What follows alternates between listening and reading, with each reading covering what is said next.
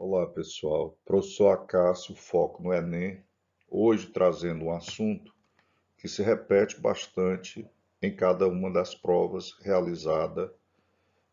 Quando não cai a questão especificamente sobre o assunto propriedades coligativas, aparece sempre algo relacionado com o assunto. Então, a compreensão deste assunto na realidade, vai lhe ajudar a resolver questões tanto sobre propriedades coligativas quanto relacionada a outros assuntos, que isso pode ser utilizado como ferramenta.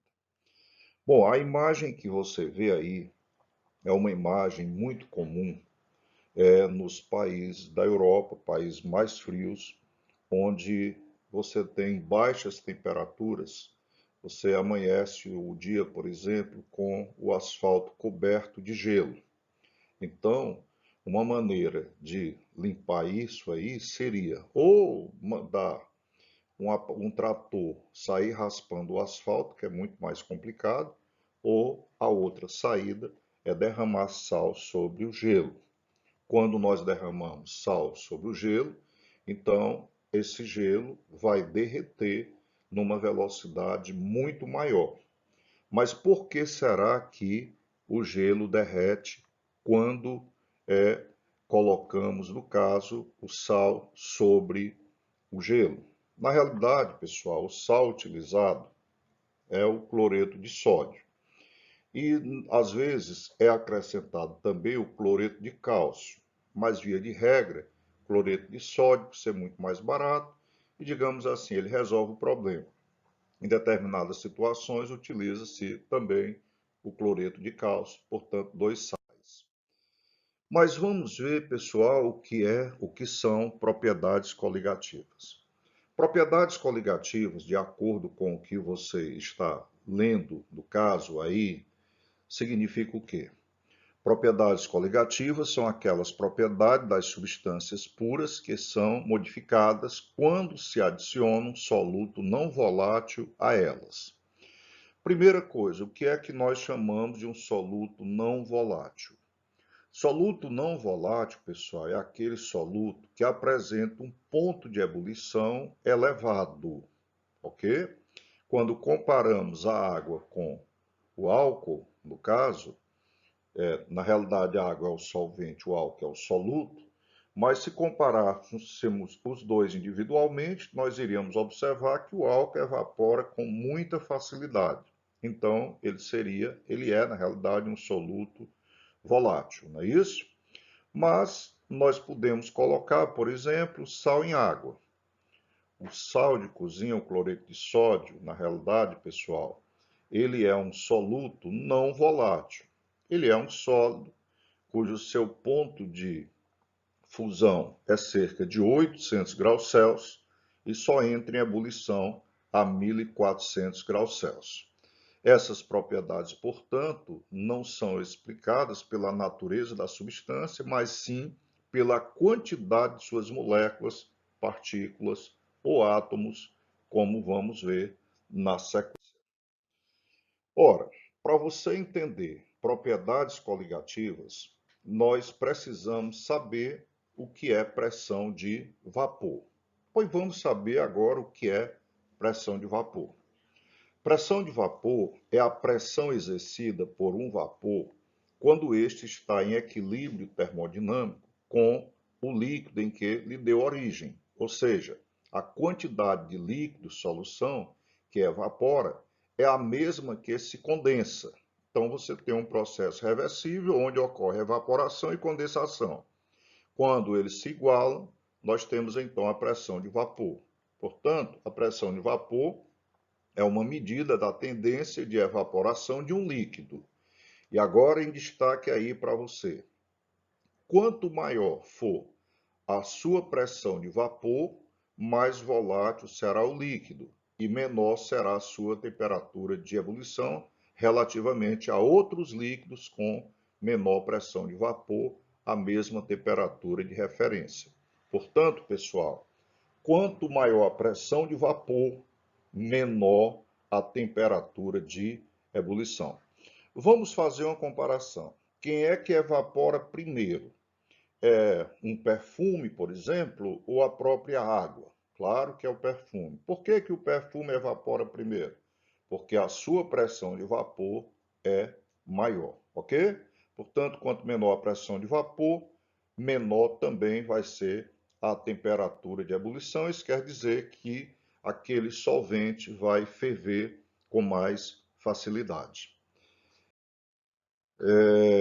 Observe no caso que pressão de vapor em locais com maior altitude, onde a pressão atmosférica é menor, a temperatura de ebulição das substâncias líquidas é mais baixa, já que a sua pressão de vapor precisa se igualar a um valor menor, considerando que o sistema é aberto. Vamos então tentar explicar isso para vocês melhor.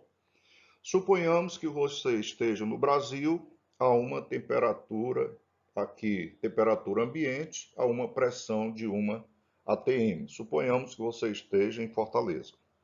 E aí você viaja até um local de uma elevada altitude, ok? Onde seria um local de elevada altitude? Pense, por exemplo, na Venezuela, ok? Então, o que é que acontece? Lá na Venezuela, onde nós temos uma altitude muito elevada, lá nós vamos ter que a água vai ferver mais rapidamente, no caso, ok? Por quê? Porque a pressão de vapor é menor. Isso quer dizer, por exemplo, que se eu for cozinhar alguma coisa num local desse, de uma altitude muito elevada, nós vamos gastar mais tempo para cozinhar. Repito, porque a água vai entrar em ebulição numa temperatura menor e, consequentemente, vai levar mais tempo para que o alimento cozinhe.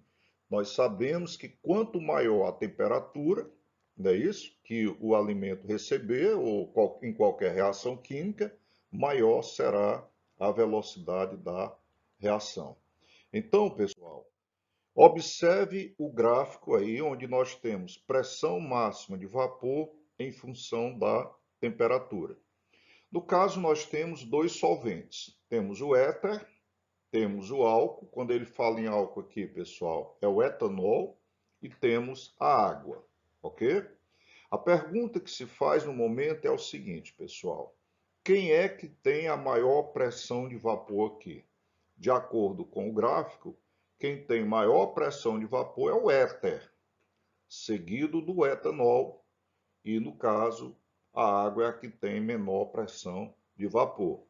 Como são três substâncias conhecidas nossas, pelo menos as duas últimas, água e álcool, você sabe muito bem que o álcool evapora com muita facilidade, pessoal. Por quê? Porque a pressão de vapor dele é maior do que a pressão de vapor da água.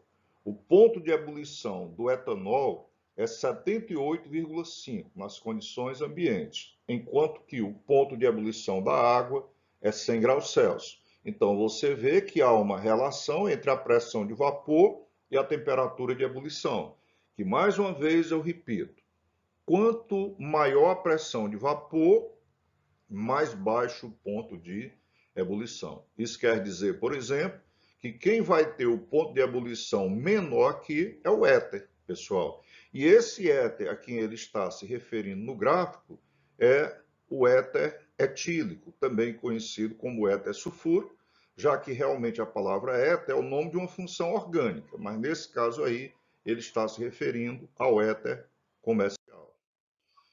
Bom, do que depende, no caso, pessoal, as propriedades coligativas? As propriedades coligativas, elas dependem do número de partículas. Então, nós vamos observar o seguinte, por que depende do número de partículas? À medida em que o número de partículas aumentam, no caso, a pressão de vapor diminui. Então, veja bem, número de partículas aumenta, pressão de vapor diminui.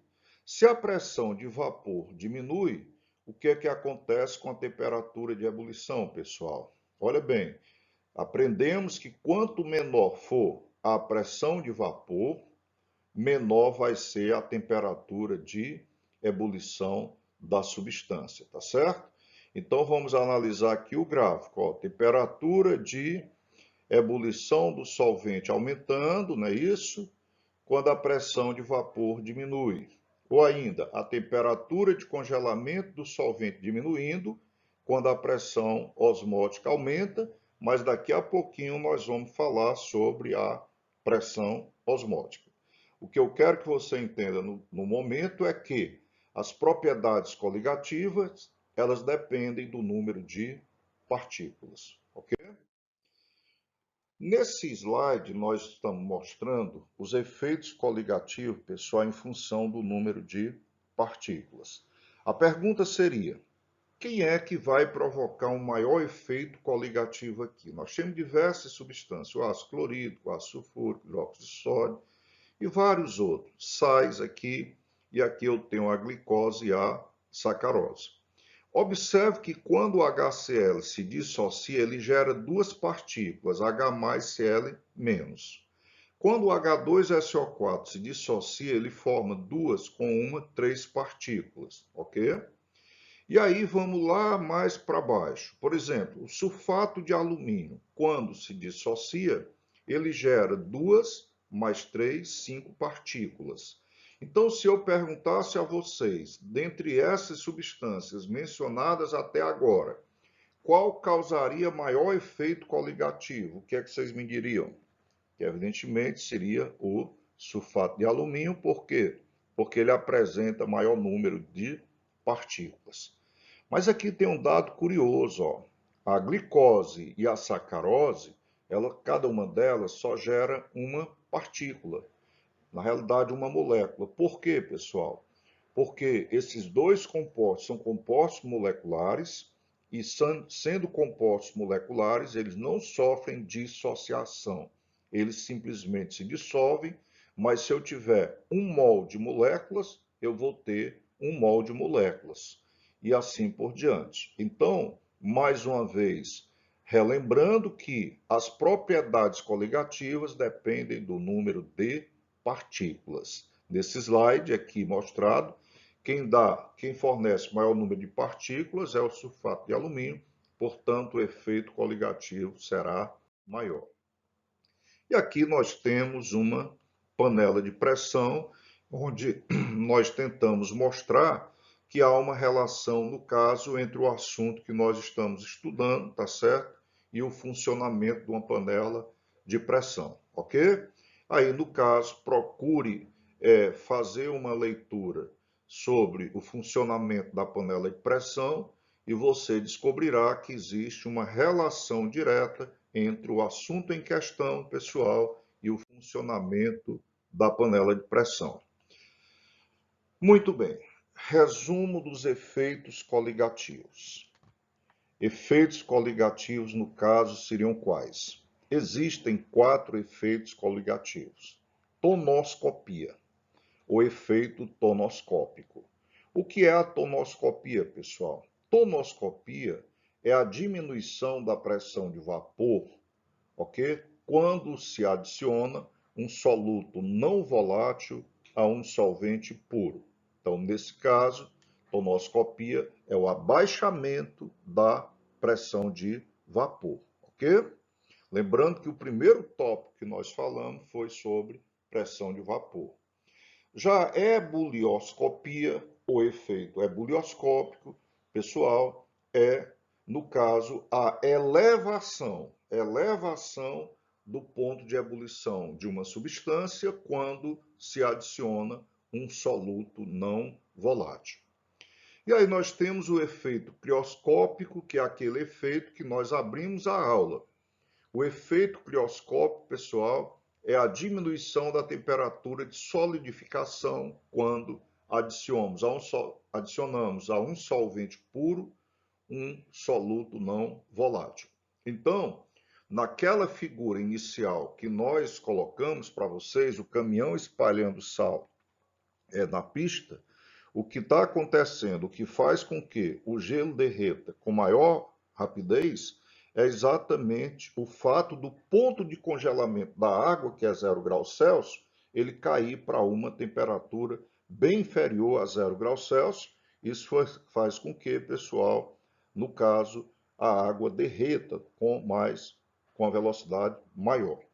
E por último, nós temos o efeito a osmometria ou efeito osmoscópico, que quer dizer aumento da pressão osmótica. Mas é importante que se saiba, pessoal, o que é, na realidade, a pressão osmótica, que já já nós vamos falar para vocês. Mais uma vez aqui, resumindo, ó, pressão de vapor está relacionada ao efeito tonoscópico. Ponto de ebulição está relacionado ao efeito ebulioscópico. Ponto de fusão está relacionado ao efeito crioscópico. E a pressão osmótica está relacionada, no caso, ao efeito osmoscópico.